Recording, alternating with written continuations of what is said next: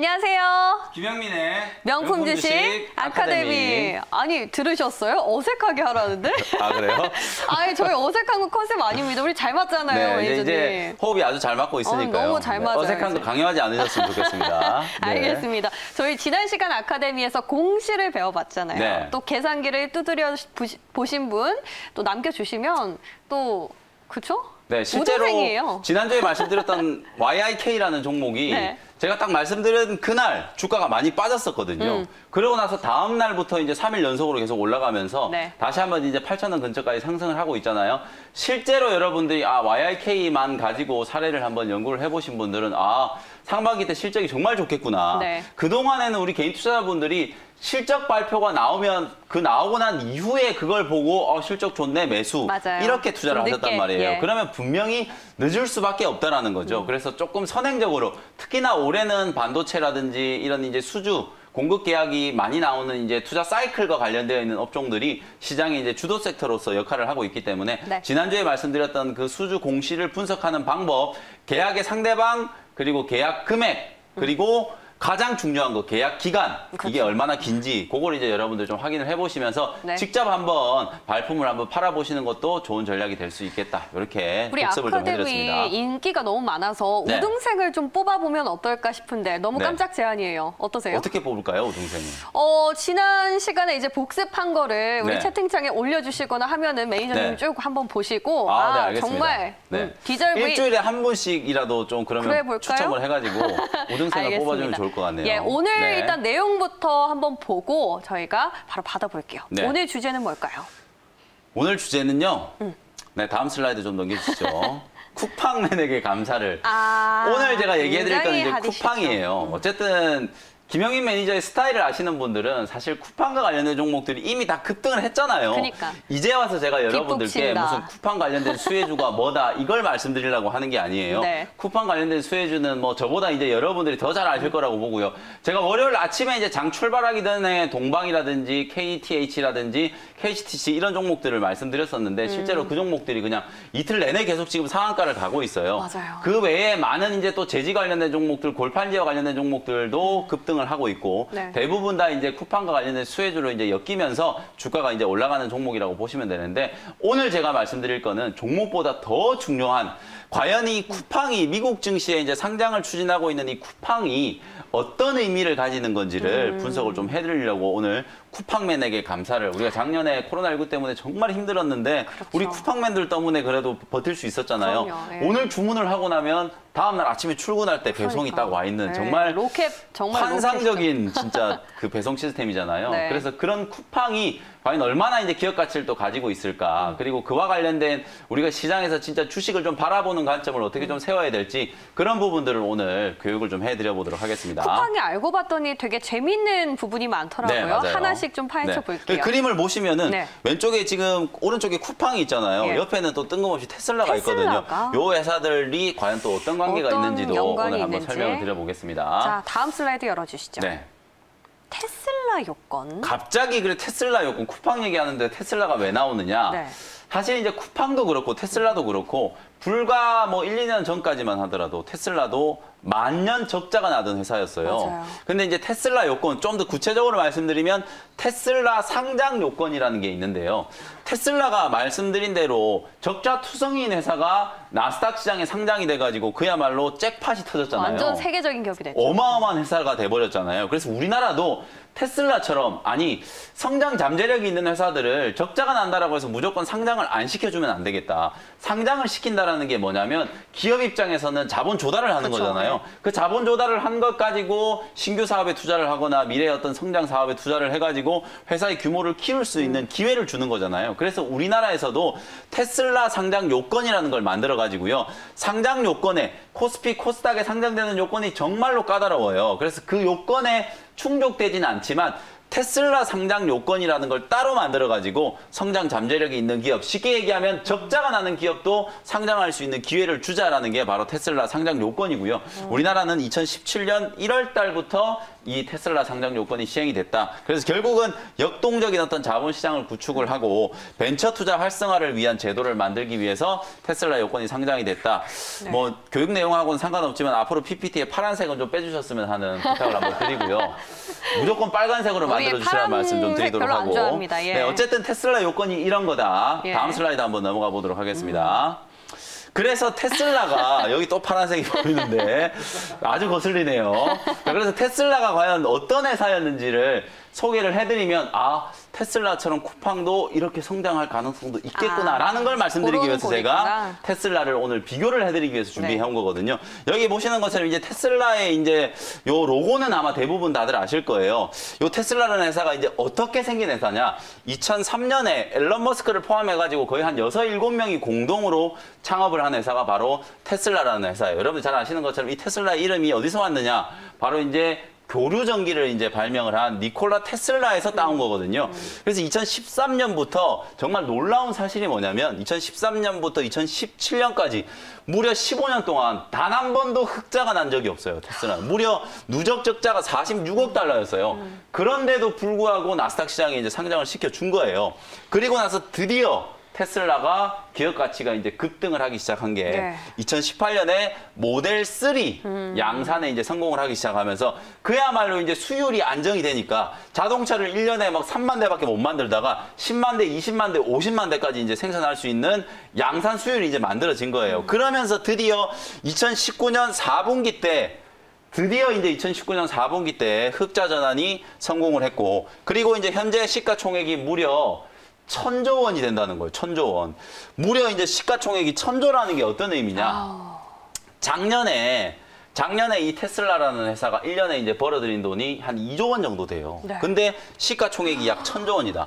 삼성전자가 작년에 무려 36조 원, 거의 뭐 40조 원을 벌었는데 시가총액이 500조밖에 안 되잖아요. 근데 삼성전자보다도 지금 시총이 2배나 넘는다는 거예요. 얼마나 이게 어마어마한 성장력에 대해서 프리미엄을 받고 있는지를 여러분들이 알고 계시면 되거든요. 그래서 이런 기업들이 성공할 수 있도록 만들어주는 게 아까 제가 말씀드렸던 것처럼 테슬라 상장 요건이다. 그럼 테슬라에 대해서 공부를 했으니까 이제 오늘 핵심적인 주제인 쿠팡에 대해서도 한번 살펴보도록 하겠습니다. 다음 슬라이드 보도록 할게요. 자, 쿠팡의 미국 증시 직상자 주식 이제 NISE 시장에 뉴욕 증시에 이제 바로 이제 상장을 하겠다라는 게 보도가 나왔고요. 여기 보시는 게 이제 쿠팡의 이제 로고고 쿠팡 역시도 이제 2010년도에 설립이 됐어요. 김범석 의장이 요즘에 뉴스 매스컴에 정말 많이 나오고 있죠. 쿠팡을 100% 소유한 모회사가 바로 이제 쿠팡 LCC라는 회사인데요. 미국 법인이에요. 오늘 중소벤처기업부 장관이 쿠팡이 이제 미국 증시에 상장하는 걸 놓고 많은 사람들이 이제 질문을 하니까 그냥 미국 기업이 미국에 상장하는 거다. 이런 그렇게 얘기를 했어요. 사실 맞는 얘기예요. 왜냐하면 쿠팡의 지분을 100% 들고 있는 모회사 쿠팡 LLC라는 기업은 미국에 있는 회사거든요. 그리고 창업주도 미국인이라고 하더라고요. 그래서 이게 어찌 보면은 우리나라에서 이제 태생을 해서 사업을 하는 회사긴 하지만 모회사는 미국에 있는 회사다. 그리고 거의 대부분이 일본계 자금이에요. 손정희 회장, 소프트뱅크의 손정희 회장이 이제 투자를 한 회사고, 그리고 이제 비전 펀드라고 하는 게 손정희 회장이 이제 주도를 해가지고 일본계 자금과 그리고 중동 쪽의 자금들을 이렇게 모아가지고 벤처기업에 투자를 하기 위해서 만든 펀드라고 보시면 되거든요. 대부분 다 이제 비전 펀드에서 이 쿠팡 LCC의 지분을 소유하고 있기 때문에 사실상 뭐 우리나라 기업이라기보다는 일본 기업 내지는 미국 기업, 다국적 기업이라고 생각을 해야 될 것 같아요. 다만 어쨌든 우리나라에서 사업을 하고 있는 기업이고, 그리고 이제 미국 증시에 이제 직상장을 한다라는 그 이슈가 있기 때문에 관련주들이 이제 그만큼 강하게 좀 올라가고 있다라는 거고요. 쿠팡도 사실은 2010년에 이제 설립을 하고 나서 2014년부터 이제 이길 배송이라는 캐치플레이를 내세워가지고 로켓 배송이라는 게 처음 생겼어요. 여러분들이 요즘에는 이제 로켓 배송이 너무 당연한 걸로 생각을 하지만 사실 우리 과거에 택배를 붙이고 나면은 배송 조회하는 시스템이 만들어진 것도 얼마 안 됐어요. 근데 쿠팡은 사실 오늘 지금 저녁에 주문해가지고 내일 아침에 이제 받을 수 있는 시스템이 만들어졌잖아요. 그게 과연 어떻게 가능할까요? 혁신이에요, 진짜. 결국에는 이게 물류 시스템 때문이거든요. 전국의 주요 거점에다가 물류망을 다 이제 깔아놨기 때문에 사실상 어찌 보면은 주문이 들어오자마자 배송을 할 수 있는 시스템이 갖춰져 있는 거죠. 그걸 하려면 얼마나 많은 돈이 들었겠어요. 계속해서 투자만 할 수밖에 없었다는 거거든요. 다음 슬라이드 한번 보도록 하겠습니다. 그런 이제 물류망에 대한 투자를 만들기 위해서 정말 이제 많은 투자를 했고, 네, 다음 슬라이드 한번 볼게요. 그래서 자, 2010년 이후에 지금 생산 그 기업이 만들어진 지 무려 10년이나 지났는데 단 한 번도 흑자가 나온 적이 없었어요. 테슬라랑 또 유사한. 테슬라랑 거의 비슷하죠. 예. 지금 제가 그래프를 하나 준비해왔는데 지금 보시는 것처럼 매출액이 이제 2013년에 불과 478억밖에 안 됐어요. 근데 2019년에 7조를 넘어갔었고요. 작년에는 매출액이 13조 원을 넘었었어요. 근데 더 중요한 건 뭐냐? 매출액이 이렇게 큰데 적자가 계속 나왔다는 거예요. 지금 보시는 것처럼 2014년에 1,200억 적자, 15년에 5천억 적자, 깊어지. 2018년에는 무려 1조 1,000억이 적자가 나왔고요. 이 물류. 작년에도 5천억이 넘게 적자가 나왔어요. 이 적자가 나온 이유가 벌어들인 돈을 전부 다 물류에다가 시스템에 투자를 한 거예요. 거네. 그럼 어찌 보면은 당장은 실적이 안 나온다라고 하더라도 결국은 이런 배송과 관련된 이 쿠팡이라는 플랫폼이 어마어마하게 성장할 거다라는 걸 김범석 의장은 확신을 가지고 있었다라는 거잖아요. 네. 그 확신이 없었다면 어떻게 이렇게 많은 돈을 투자하면서 기업을 지금까지 운영을 해왔겠어요. 그리고 그렇죠. 소프트뱅크 손정희 회장이 수조 원에 달하는 자금을 그냥 맨땅에 헤딩하듯이 투자를 하지 않았겠죠. 10년 동안에 계속 적자가 나고 있는 기업이지만 상장을 한다라고 하니까 무려 미국에서 50조에서 55조 원의 가치를 인정을 받을 수 있다라는 전망이 나온 거예요. 예. 기억하자 테슬라. 제가 그래서 아까 테슬라를 비교해드린 거거든요.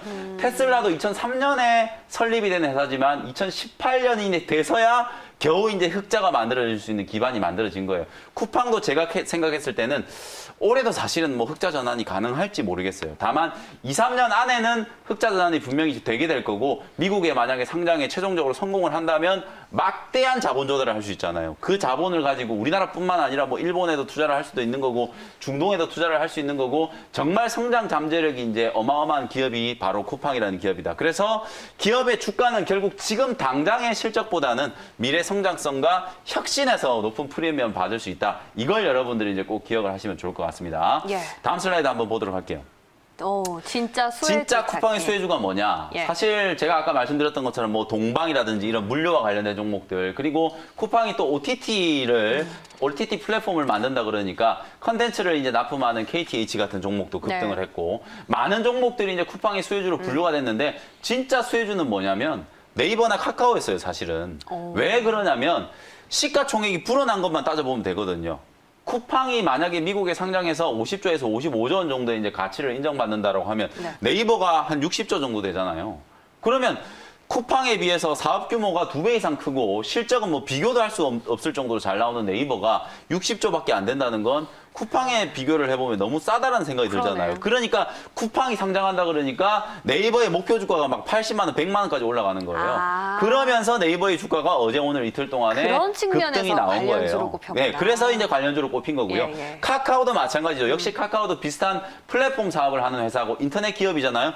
쿠팡이 무려 50조면 카카오는 너무 싸다. 이러면서 상대적인 이제 저평가 매력이 부각이 된 거예요. 근데 이 회사들이 이제 실질적인 수혜주일 수밖에 없는 게 시총이 60조 원 되는 회사들이 뭐 이틀 동안에 거의 10% 가까이 급등을 해버리면 시총이 불어나는 것만 해도 한 6조 원 가까이 되잖아요. 그 정도로 엄청나게 시가총이 많이 불어났기 때문에 결국에는 실질적인 수혜주는 네이버나 카카오였다. 이렇게 이제 말씀드릴 수 있을 것 같고 그 외에 방금 제가 말씀드렸던 자잘한 종목들이 쿠팡의 어떤 테마 섹터로 이제 분류가 좀 되면서 다들 급등을 했다. 다만 오늘 제가 교육을 시작하기 전에 말씀드렸던 것처럼 실제로 이런 짜잘한 종목들은 이미 뭐 이틀, 3일 연속으로 이제 상한가를 지금 가고 있는 상황이기 때문에 무리하게 단순히 이제 테마에 편승을 해가지고 추격 매수를 하는 거는 조금 자제를 하실 필요가 있다. 오늘 제가 요 주제를 준비한 건 종목에 대한 얘기를 하는 것보다는 실제로 우리가 기업을 바라볼 때 과연 어디에 지금 당장의 실적도 중요하지만 미래의 성장성이라든지 그 잠재력을 얼마나 우리가 빨리 캐치해낼 수 있는지 그 부분이 핵심이다라는 걸 말씀드리고요. 종목 얘기를 전혀 안 하면 또 아쉬우니까 제가 잠시 후에 또 분리도 시간에 아우, 이런 분리도. 스토리를 가지고 있는 종목 중에 하나를 제가 소개를 해드릴 거니까 알겠습니다. 그 종목을 참고를 하시면 될 것 자, 오늘 같습니다. 이렇게 사례를 봤는데 일단 수혜주 얘기가 나왔으니까는 네. 정리를 안 해볼 수가 없거든요. 네. 그 수혜주 랠리 언제까지 된다고 보세요? 사실은 이제 제가 생각했을 땐 네. 쿠팡이 워낙 이게 금액으로 놓고만 보더라도 50조, 55조 이러니까 너무 임팩트가 좀 크잖아요. 네. 그러면서 이제 관련된 종목들이 이제 급등이 나왔거든요. 다만 직접적인 어떤 상관관계를 따지기 전에 너무 많은 관련주들이 다 같이 이제 좀 급등을 했다. 그래서 약간은 좀 과열 징후가 좀 나타나고 있다라는 거예요. 저는 물류와 관련된 종목 중에 오히려 골판지라든지 박스를 만드는 박스 포장재를 만드는 기업들은 조금 더 올라갈 수 있는 가능성은 있다라고 보여져요. 다만 뭐 대형 포장이라든지 영풍 제지 같은 종목들도 역시나 이틀 연속으로 지금 상한가 그렇죠. 비슷하게 급등을 했기 때문에 그 외에 나름대로 이제 제지라든지 골판지와 관련된 종목 중에 실적이 조금 저평가되어 있는 종목들 그런 종목들을 이제 선별적으로 좀 투자해 보시는 건 나름대로 이제 괜찮은 전략이라고 보여지고요. 플랫폼 관련된 OTT가 또 워낙 좀 뜨고 있고 신규로 이제 자금 조달에 성공을 한다면 분명히 이제 쿠팡은 물류뿐만 아니라 새로운 사업 분야에 분명히 투자를 할 거거든요. 그럼 여러분들이 지금 시점에서 쿠팡이 앞으로 어디에다가 투자를 한다라는 거 이미 상당히 많이 알려져 있거든요. 여러분들이 뭐 발품을 좀 파셔서 그런 정보들을 좀 알아놓고 있다가 상장에 딱 성공을 해서 자본 조달에 성공을 했다라는 얘기가 나올 때 그런 종목들이 다시 한번 움직일 수 있기 때문에 그 종목들을 미리 좀 선별을 해가지고 분류를 좀 해놓으시는 게 좋겠다. 이렇게 말씀드리겠습니다. 그 종목들은 또 우리가 쿠팡 2탄을 만들어 봐야 될 것 같은데요. 네, 그럼 때가 되면 또 말씀을 한번 드려보도록 하겠습니다. 알겠습니다. 자, 마지막 장 볼까요? 네. 그래서 이제 마지막 이제 투자자를 위한 꿀팁. 이게 오늘의 어찌 보면 엑기스라고 보시면 돼요. 증시의 영원한 테마는 실적이다. 제가 항상 많이 말씀드리는 거예요. 근데 실적이 좋다라고 해서 주가가 무조건 올라가는 건 아니거든요. 실적이 좋은 건 기본이고 거기에다가 주가가 실적만으로는 움직이지 않는다. 가장 강력한 재료는 결국에는 흑자 전환이다. 이런 얘기가 있어요. 무슨 얘기냐면 지금 실적이 좋은 기업들은 이미 주가가 다 올라와 있잖아요. 그러면 투자를 하는 사람의 입장에서 봤을 때 실적이 좋은 종목을 내가 살려고 했더니 주가는 이만큼 올라와 그렇죠. 있어요. 그러면 매수를 하는 게 되게 어렵잖아요. 오히려 우리 개인 투자자분들이 이제 투자를 해야 되는 포인트는 뭐냐면 작년까지 되게 안 좋았어. 근데 올해 아주 좋아질 수 있는 기업. 그런 기업 중에 하나를 제가 소개해드렸던 종목이 바로 동훈아나텍이었잖아요. 그렇죠. 제가 여러분들께 2주 전에 동훈아나텍 소개해드릴 때 3년 연속 적자인데요. 상장 폐지되는 거 아니에요? 막 이렇게 질문하셨잖아요. 그래서 제가 여러분들께 답변을 드린 게 2020년은 영업이익이 이제 흑자 전환될 가능성이 상당히 높기 때문에 실적이라는 건 후행적인 지표고 앞으로 좋아질 수 있는 가능성에 대해서 미리 판단하는 게 중요하다라고 말씀드렸거든요. 그래서 오히려 적자였던 회사가 흑자로 전환될 때 그때 오히려 주가가 더 많이 올라가요. 과거에 인터플렉스라는 FPCB 기판을 만드는 회사가 3년 내내 적자다가 애플에 납품을 하기 시작한다 이러면서 맞아. 주가가 1년 만에 뜨겠죠. 10배가 올랐어요. 그런 스토리를 갖고 있는 기업들이 상당히 많거든요. 우리 개인 투자자분들은 그런 종목을 좀 주목을 해야 된다는 거고 유동성 랠리 속에 결국은 주가가 화끈하게 올라가는 종목들은 미래의 성장 잠재력을 가지고 있는 기업이다. 우리나라에 테슬라 같은 기업이 많진 않아요, 사실은. 근데 테슬라처럼 성장을 준비하기 위해서 미래에 투자하는 기업들이 꽤나 많이 있거든요. 오늘 제가 테슬라 요건이라든지 쿠팡을 소개해드린 이유는 바로 그것 때문이에요. 지금 당장의 실적도 중요하지만 앞으로 3년, 5년 뒤에 지금 잘 나가고 있는 전장, 자율주행 관련주들이 사실 지금 실적 좋은 기업들은 그렇죠. 별로 없거든요. 3년, 5년 이후에 그야말로 자율주행의 시대가 왔을 때 전장화가 완료가 됐을 때 진짜로 주가가 올라갈 수 있는 기업들을 지금 우리가 투자하는 거거든요. 그런 포인트를 여러분들이 좀 핵심적으로 좀 관심을 가질 필요가 있다. 자동차라든지 반도체 그리고 4차 산업혁명과 관련된 섹터는 그야말로 올해 증시를 뜨겁게 달굴 수 있을 만한 성장 섹터이기 때문에 올 한 해 동안 1년 내내 계속해서 관심을 좀 가질 필요가 있다. 이렇게 정리를 좀 해드리도록 하겠습니다. 알겠습니다. 자, 오늘 사실상 쿠팡에 대해서 다뤄봤지만 이슈는 실적 그리고 흑자 전환이 키워드인 것 같아요. 네, 맞습니다. 자, 이런 기업들 저희가 또 찾아서 물색도 해드리지만 또 이렇게 배운 내용 바탕으로 또 우리가 응용해보면 더 좋겠죠? 네. 우동생 뽑아볼까요? 어떻게 해볼까요? 네, 우등생 뽑아보도록 하겠습니다. 제가 유튜브 채팅창을 보고 좋은 얘기를 많이 남겨주신 분을 한번 뽑아보고요. 그리고 종목, 예. 이런 것과 관련되어 있는 종목을 제가 잠시 후에 분리도 예. 시간에 분석을 한번 해드려 보도록 예, 하겠습니다. 알겠습니다. 자, 저희 명품 주식 아카데미 오늘 여기서 인사드릴게요.